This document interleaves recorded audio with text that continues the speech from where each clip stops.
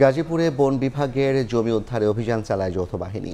সকালে শ্রীপুর উপজেলার তালতলী পেলাইদো সাইটালিয়া গ্রামে যৌথ বাহিনীকে সঙ্গে নিয়ে অভিযানে যায় বন বিভাগ। এ সময় অবৈধভাবে গড়ে তোলা 56টি বসত বাড়ি ও স্থাপনা উচ্ছেদ করা হয়। দখলমুক্ত করা হয় 4 একর বনভূমি। কর্মকর্তারা জানান, গত বছরের 5 আগস্টের পর এই অঞ্চলের বনভূমি দখল করে অনেক স্থাপনা গড়ে তোলা হয়েছে।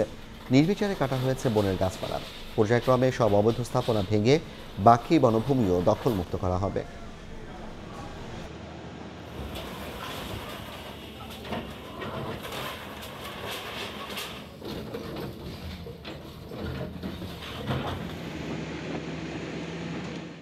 পাঁচ আগস্ট পরবর্তীকালে যে সকল স্থাপনা অবৈধভাবে বনভূমিতে নির্মিত হয়েছে গাজীপুর জেলার সে সকল স্থাপনা উচ্ছেদকল্পে এই অভিযানটি চলমান থাকে। কালিয়াকৈর এবং শ্রীপুরের আগে ইজ্জতপুর এলাকায় অভিযান পরিচালনা করা হয়েছিল।